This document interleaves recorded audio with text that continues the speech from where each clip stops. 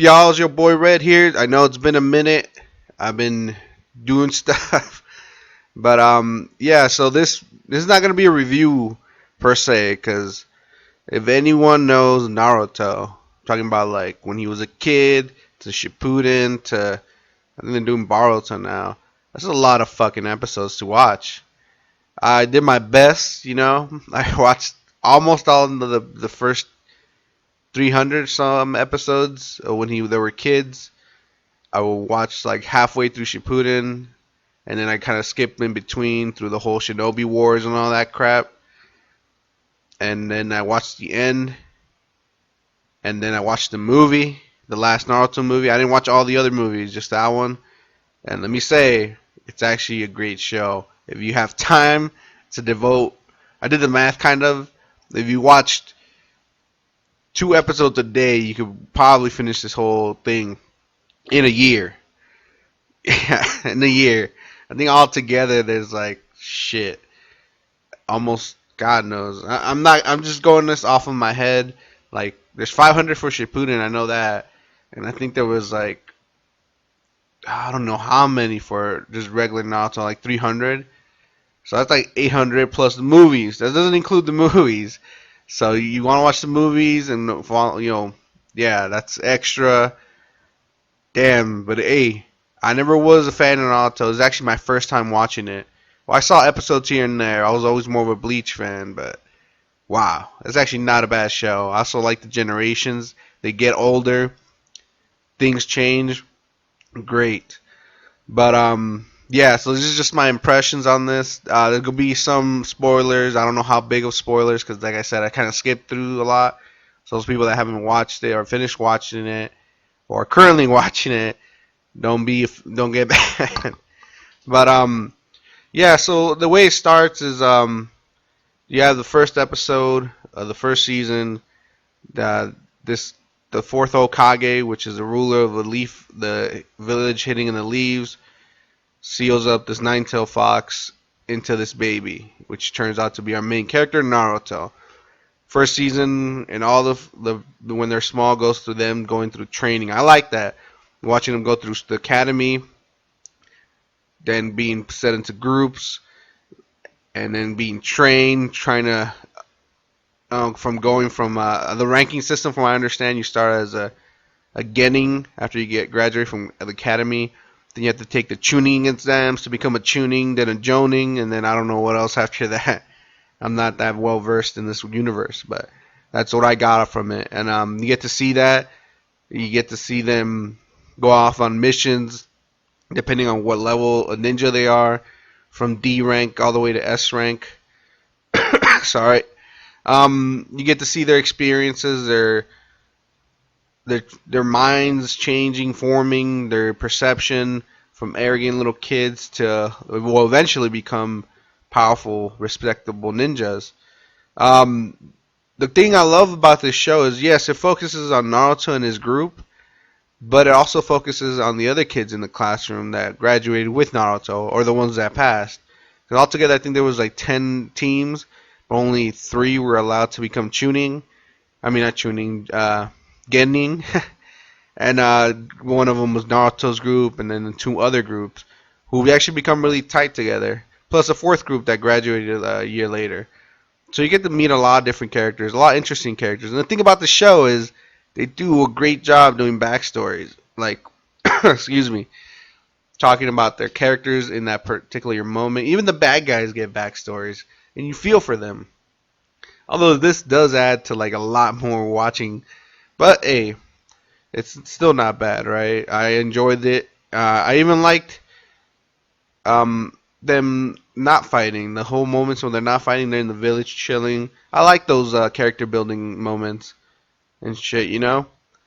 But yeah, I could talk about this for hours. Trust me, there's so much content to go over.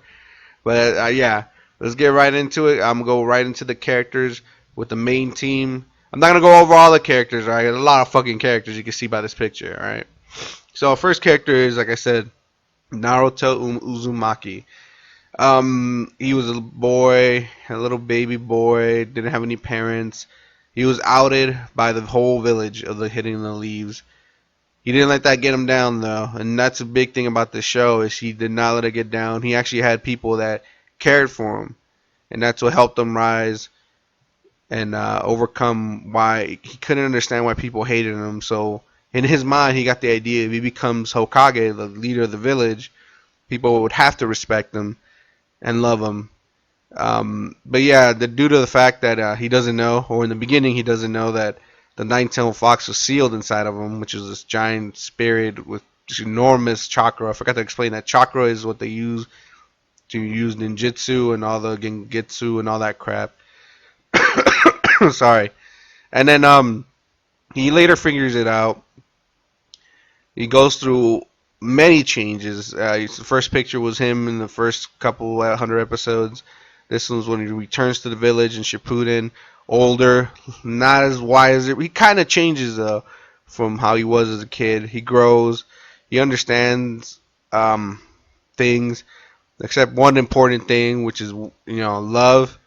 Not a love as say you love like a bowl of soup, but loving someone. He doesn't understand that until the fucking last movie. That's a spoiler there for you fans out there. Anyways, he loves ramen.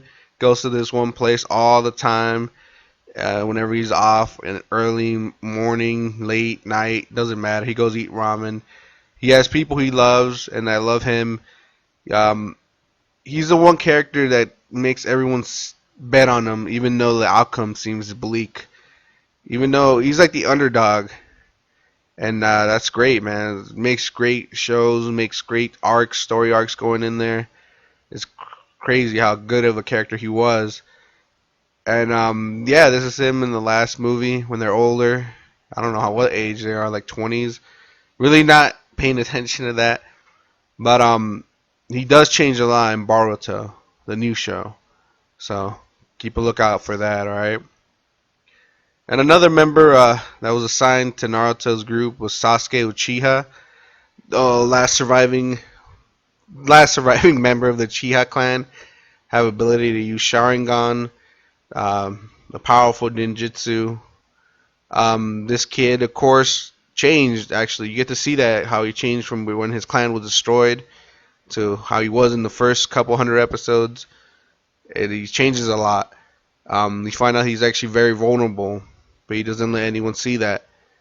He has one person he wants to kill throughout the whole show, and that's the person that destroyed his clan, which was his older brother. So he's training to get there. He's actually naturally talented a little bit, becomes Naruto's rival, and Naruto becomes his rival. Throughout the show, shit happens with a villain. He implants Sasuke with the curse mark, which increases his power somehow and makes shit go crazy. Like I said, though, he does change a lot through the show. He actually ends up, spoiler alert for you guys, he ends up leaving Naruto and the other member of their group, Sakura. They have a big, massive fight. He leaves the group, and we don't get to see him until basically Shippuden. Like, I think it was episode like 100 that he leaves the show. We don't get to see him till later, like Shippuden, like 200 episodes later. Sorry, but comes back. I skipped a lot, but from what I've seen, he's got more powerful. Uses a sword now.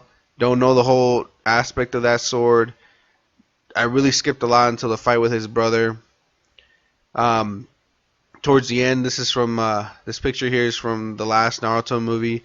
It appears he gained a very powerful Sharingan ability in his left eye, like the villain that awoke the Ten-Tailed Fox, who was actually friends with their mentor. I kind of skimmed over that. I'm sorry. There's a lot of episodes to watch, so I don't really know a lot about Sasuke after Shippuden a little bit, like after the first 100 episodes. But yeah, he ends up, I guess, towards the end. being allies. I'm not 100% sure, man, but whatever. And then we got Sakura Haranu. Now this character was interesting in the beginning. She like all the other ones changes a lot, but they kind of get. I don't know. I mean, again, I skipped a lot during Shippuden. I don't know if they do it still, but early in the first 100 episodes, she has like a split personality where she says what she means inside her head. I kind of stopped doing that. I don't know. It was actually pretty funny. Maybe because towards the Shippuden, she actually said what she meant straight up. She didn't have to think it anymore. But like all the characters, she changes over that many episodes. Becomes actually in the beginning, she was very. You hardly got to see her fight. She felt like she was just in the way. But when Shippuden, no, she got fucking powerful as fuck. Probably more stronger than Naruto and faster than Sasuke, and able to heal people. And cause she's a girl, she changes her outfit a lot. I think Naruto sticks to the same two outfits, and Sasuke a little bit more changing. But here you have someone brought together all the outfits she wears in the different timelines. She did have long hair because apparently Sasuke thought, well, she found out that Sasuke loves girls with long hair and shit like that. But it changes, right? Yeah, from a little girl, you see a lot of flashbacks of her from the first 100 episodes, Shippuden, to the Jonin Wars and the Ten-Tail Fox thing, to how she is now, older. But yeah. So for you guys that want to know, her and Sasuke do get together and get married. All right, and have a daughter. Sorry, ooh, trying to get over this cough. Kakashi Hatake, he was their sensei, became the leader of their group. He's a powerful Jonin. From what I've learned, is that he used to be in Anbu Black Ops, and before he became a teacher, he also has a Sharingan in his left eye. I still didn't understand how he got that. I guess they explain it, but I kind of skipped a lot of telling you guys. Wow, there's so much information, but I'm guessing it had something to do with his old squat maid that they trained under. But he's able to use Sharingan a lot. Not as powerful as Sasuke's Sharingan, but still pretty good, right? He's known as a copying ninja, very powerful, and his trademark hair. He has a father, but they didn't really go into that. Kind of wish they would. They call him the wolf, the white hair wolf or something. I think they explained it a little bit in the beginning of Shippuden. I don't know if they ever do again, but like I said, I skipped a lot. And then just to go through them fast, Team 10. We have Asuma Soroboti. I'm not saying that right. He's a leader of Team 10. Shohei Akimichi, Shikamaru Nara, and Ino Yamanaka. These are Team 10. These are classmates of Naruto, Sasuke, and Sakura. They become friends, close friends, man. All these teams. Choji can expand. He's a cool dude, always eating. Ino is Sakura's rival for Sasuke's affection in the beginning. Both hot. I don't know why. Wow, one guy. Shikamaru Nara is just a lazy kid chilling. He's a leader of the group. He becomes the first Chonin out of all his classmates. So yeah, he's the only one that becomes a Chunin after the Chunin exams. He leads his group. Great leader, even though in the beginning he does doubt himself. Their master Asama cares for them, teaches them. We find out that he's the first son of the third Hokage. They had a whole dealing with them, but he finally understands what his dad was trying to teach him, stuff like that. Spoiler alert: he does die during the I don't know where exactly, but in the war and the Ten Tails thing. Just so like Shikamaru's dad dies too. But here they are, looking older. This is, I think, part of the movie. But yeah, they become close with Naruto, close friends. Shikamaru marries the girl from the Sand Village, Tamari. Ino marries one of the replacement Team 7 members, Sai. And that's all I really remember at the top of my head. This is Team 8, led by Kurenai Yuhi, Shino Aburame, Hinata Hyuga, and Kiba Inuzuka. Now, starting from the top to the bottom, Kurenai Yuhi, powerful Gengetsu, his ability to use mind tricks. Her and Asuma have a relationship. The leader from the Team 10, and they actually have a daughter before the war or something like that, if I remember correctly. Chino is a bug specialist, leader of this group basically. When she's not around, uses bugs that live inside of them. A little strange, probably the easiest character to remember. Pretty cool though, I like him. His bug abilities are pretty awesome. Changes a lot throughout the show, different outfits. He actually looks like dude from Metal Gear Solid, the fucking crazy spider dude, or like the sniper dude. It gets crazy, his costumes. Um, what's his name? Kumikaru, I think his name was. Kiba, I mean, him and his dog. They're powerful man beast tamers. His family, you get to see him in the show somewhat. His sister, his mother, powerful dog tamers. Uh, Probably the first character friends that Naruto fights, if I remember correctly. And he's a cool dude though. He's tight. They kind of ignore him after a while though. And then Hinata, the girl that loves Naruto. When I mean love, she loved him throughout the whole show, and she's nice. Has a whole background with has a deal with the next characters coming up, Neji and stuff, the whole Hyuga clan and everything. It's really interesting, and in the movie wasn't bad, but yeah, definitely she loves Naruto a lot, and I will be a spoiler here, but she tells him that throughout the whole show. I don't know what happened exactly. Does he lose his memory or something? If anyone can answer this, I don't really know. Like I said, I skipped a lot. I know she confesses it to him in like episode 166 of Shippuden, but I'm not sure. He somehow doesn't remember until the movie, and that's what the whole last Naruto movie's about. Them finally. Damn, dude, it was a good movie. Them too. Watch it if you want to just see Naruto, finally realize that what the fuck love is. Watch it. All right. Um, Shino becomes a teacher later on in Baruto. He's actually the instructor there. Hinata, of course, marries Naruto. Spoiler there. And then Kiba, well, I think he's just chilling, really. Being they haven't really gone into him a lot, all the characters, but he's mostly chilling. His friend, the dog, Akamaru, or yeah, he's older. Dogs don't live as long as humans. He's just chilling now, older, but he's still there. But yeah, these characters, this team was pretty tight. Probably a very powerful team, especially with Hinata being the main defense. It was crazy. Some good fights there. All right.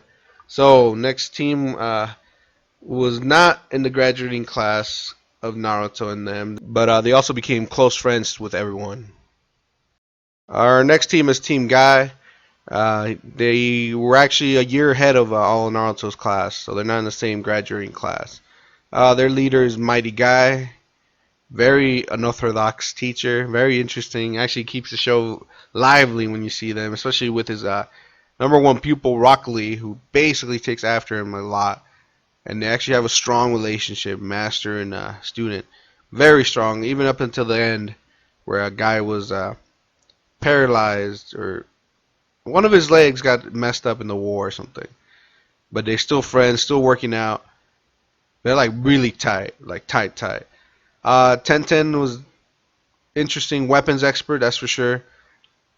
Like I said, I skipped the last, so I don't know much about her. Actually, I know her the least out of every character.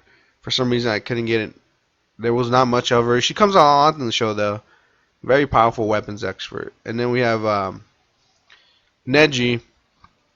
Neji Hyuga. He's part of the Hyuga clan as well, but he's up from a different branch. So he's not part of the main family tree like Hinata. Of course, he is powerful, though, probably the most powerful Hyuga member in the clan. He has his issues. Naruto sets him straight. Stuff happens. He's a cool guy, though. As you guys see, they change over time. You get to see him a lot in Naruto and stuff like that in Shippuden.